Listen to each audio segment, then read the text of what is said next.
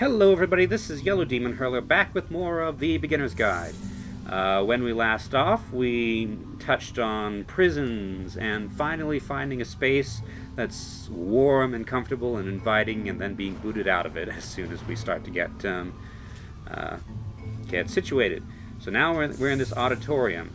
We started out in the audience, listening to a presentation on how to become the perfect human being effortlessly, and how easy that's going to be. Now we've switched to the role of the speaker. So we have 3 dialogue options. 2 of them are grayed out, which I think means that we can't follow. Also, there's the lamppost. So what if I tap 3? Kids should not follow their dreams. I don't think that's what I typed. Did I misread?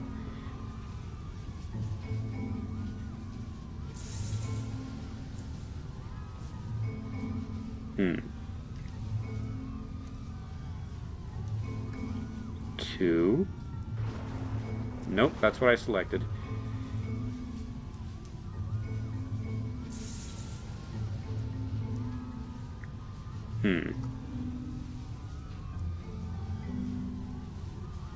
Oops, that's not actually what I meant to select. Okay, pay attention, Yellow.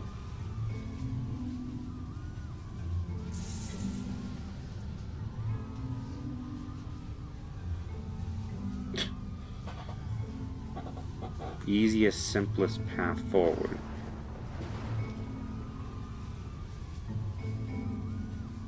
Three?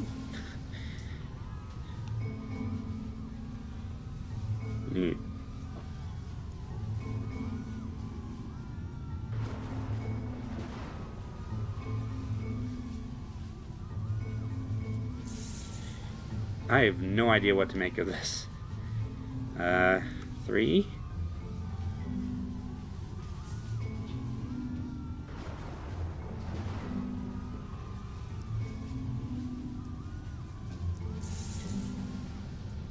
Three?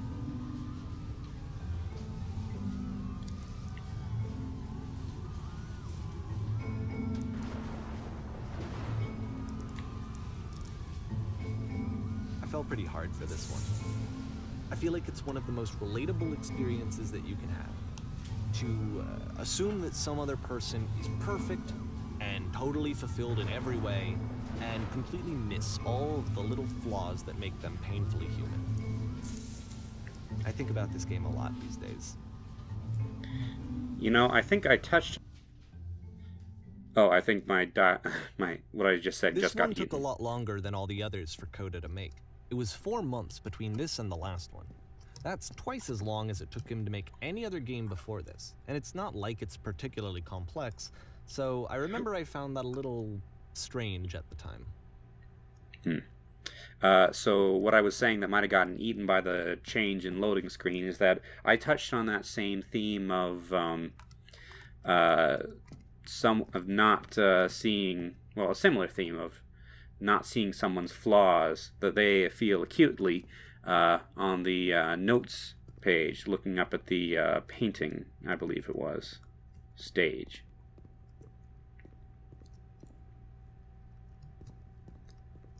Boxes full of equipment.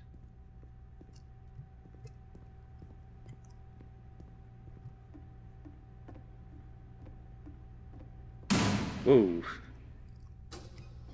Alright, the performance is beginning. Places, please. In this scene, you will be playing as me. We are at a gathering of professionals. First, you'll start out leaning against this wall. So, significance of a stage. A stage is a place where everybody's eyes are on you. All the attention and pressure is on you. Even the lights, they make it hard to see. It's bright and very hot. These are really intense lights. It can be dazzling. And you can't see the people watching you. Although in this case, I don't believe there are any. Leaning against this wall. Good, stay right there. The woman across the room in this chair is a professional photographer of animals. It's your dream to photograph animals professionally. And this is your one chance to learn something from her, to gain something, to succeed. Go on, say something to her. Hello? Hello? Hello, that's it? That's not a conversation. You need to actually converse with her. Be a human being. Do it again.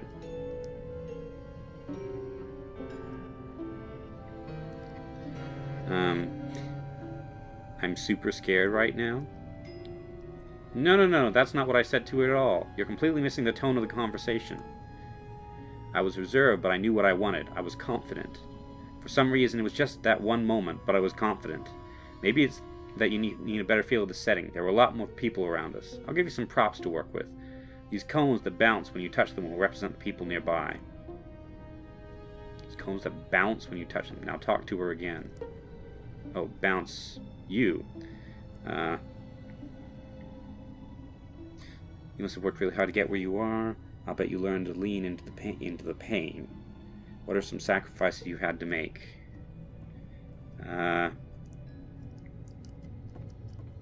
Wise, happy, focused, successful.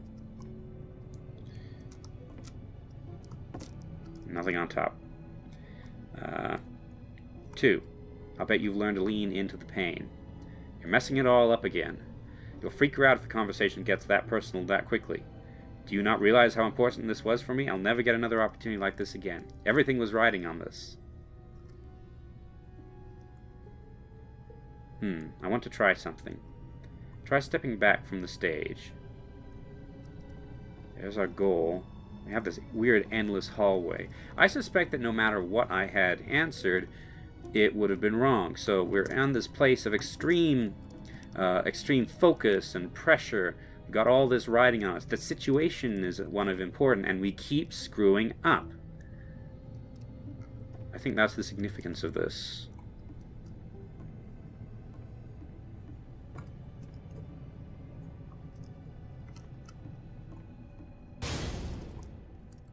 And now we're in prison again.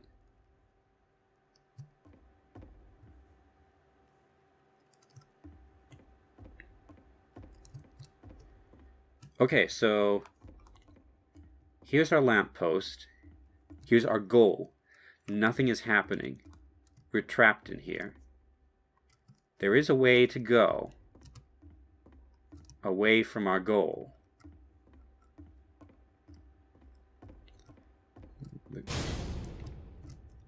Oh yes, now this is working. This is what it was like. This eerie premonition of what's going to happen next in Coda's life. The solution to social anxiety, to fears of having to perform and having to chase success, the answer for Coda is to withdraw, to hide himself away. Which is what leads to scenarios like the stairs that slowed you down several games ago, where it just becomes harder and harder to access Coda's inner landscape because he keeps retreating. He just keeps backing away from possible connections to anyone other than himself. And to be honest, I didn't consider it very healthy when I first played this game. You know, it looked to me like he was trying to justify the idea of just disconnecting yourself from the world. And that wasn't what I wanted for him or for his games. Because I feel like a lot of his games are inviting me to connect with this person, to bring him closer. But what can you do?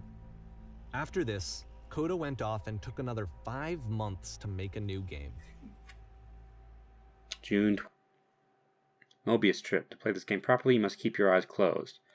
Click to begin the game. Blind. What's going on? Captain, what can we do? Something enormous just appeared on the radar. SS Whisper. So, giant door, and then my vision went black. What's going on?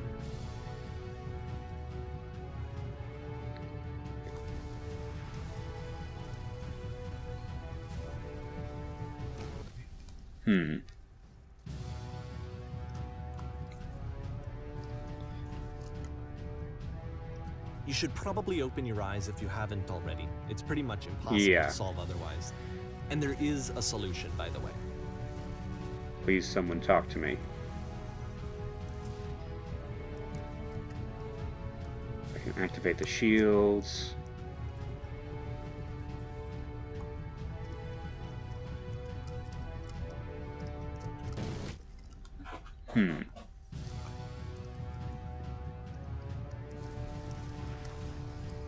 Use the 3 dots.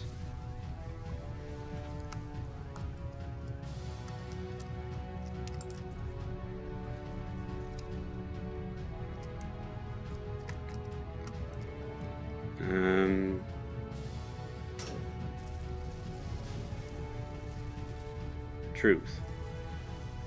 Speak something that is honest. And where to stop it is to keep. So we have, here's this door, the end of the solution, the closure of a line of thought. Stop to speak something that is honest. And what is honest? 2? I can't keep making these. Yes, that's the truth.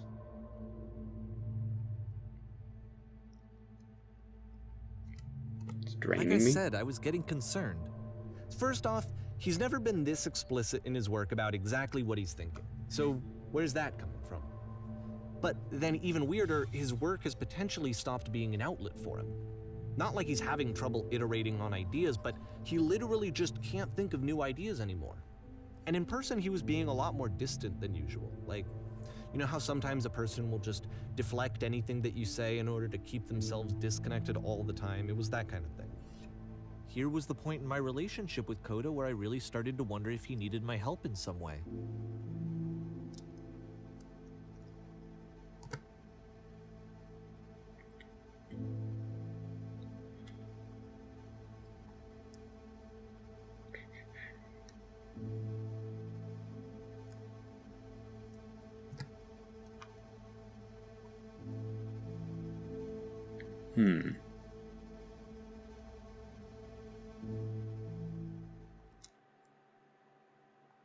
His games are going to get more desperate from here on out. After this game, it's almost 6 months before he finishes something new.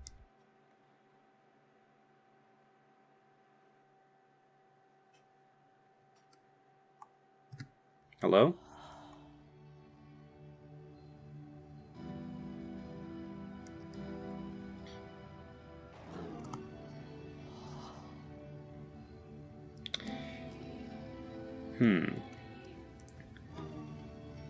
I don't know if the timing is right on this, but this actually reminds me of another game.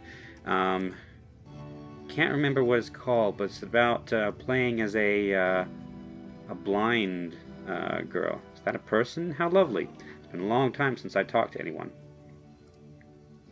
What's wrong? You look lost.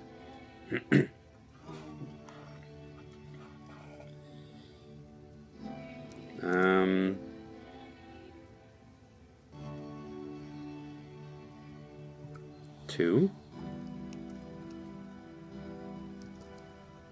I want to try to create a feel empty. Oh no. What happened? Did something change? There was a machine that kept me going and it stopped trying to find this engine that used to protect me to start it again. Maybe 1?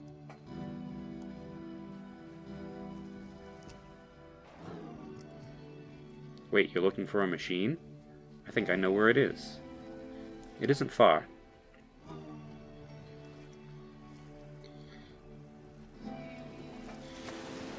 I need to see it to know why it stopped. Change in this sound environment. I can take you to it, but there's a problem. If the last game featured Coda talking explicitly about his creative frustrations, this one turns it up to 11. Now, put yourself in my shoes playing this. Here's a friend whose work is exhibiting signs of struggle, frustration, anxiety, depression, even. And yet, still, he keeps making games. He keeps throwing himself into the grinder even when he clearly doesn't have the energy for it anymore. Why? What is it for?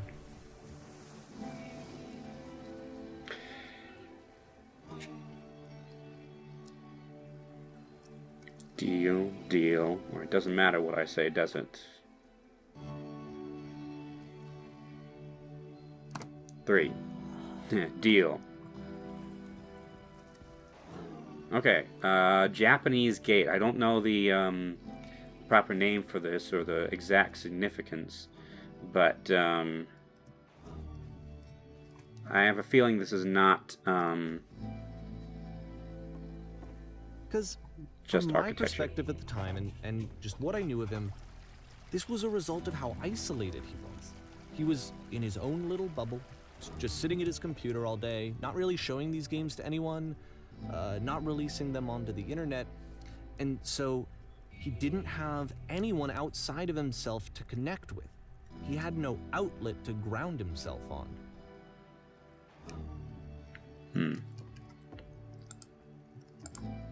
Oh. Hey, I recognize this. Oh, wonderful. Can you tell me how to do it?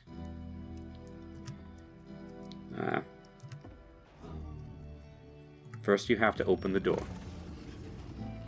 Okay, now what?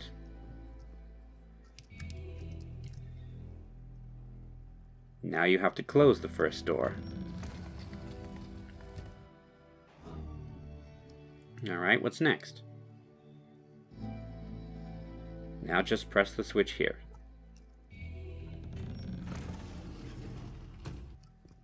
That was so simple. You can't talk yourself out of loneliness. Yeah. It doesn't work that way. You can't be the one writing both the questions and the answers. Then there's no movement. Then there's no circulation.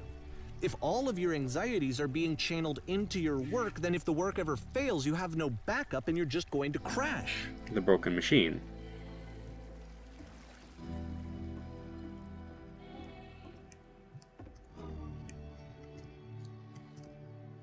These are my answers.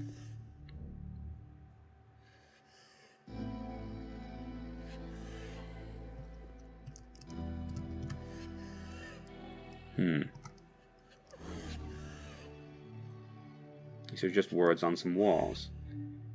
I have to say that my work is funny and easy. Game development is simple and joyous, and that you love it 100% of the time.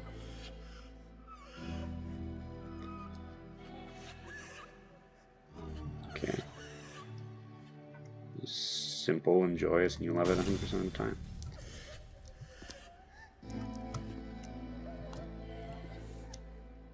So these are some more things from previous games.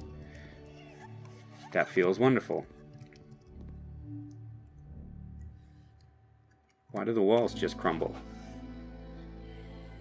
Just don't worry about it, just keep talking. So...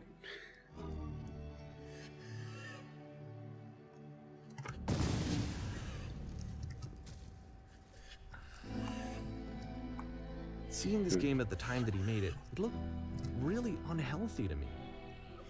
I was watching him do this to himself, and I hated it. I hated seeing him so trapped. It's like, video games are not worth this amount of suffering. Well, I don't think this was him pushing himself to make games in spite of suffering. This seems more like he's trying to come to grips with his suffering.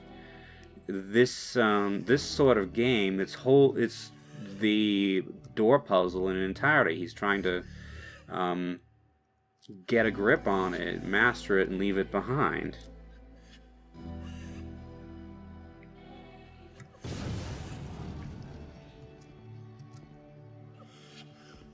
Perfect, this feels fantastic. And I used to get so much joy out of seeing him create. For him to suddenly become angry and frustrated like this, it was the worst thing for me. Yeah, none of this is helping. Patience, you have to trust me. Promise that this will work. Please continue. So he keeps telling himself that if he just keeps working, if he sort of makes himself believe that this is all easy and enjoyable, that he won't feel so bad, but it's not working.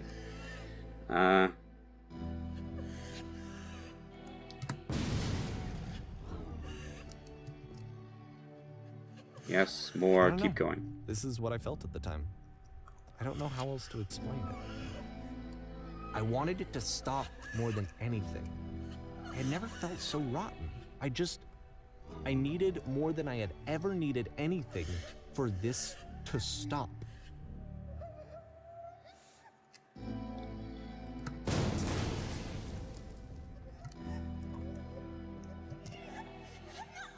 That's it. I'm free. I'm free, and there's the goal. But there's still this prison. This is the same prison.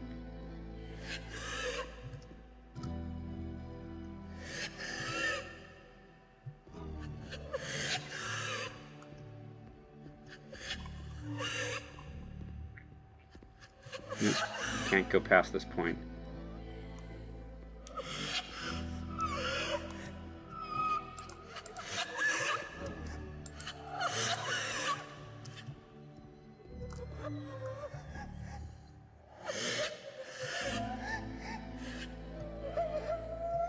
So, behind all these walls, all these lies about that he's putting up, is still this prison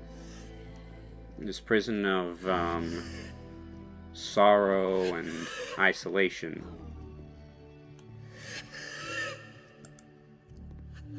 And now what?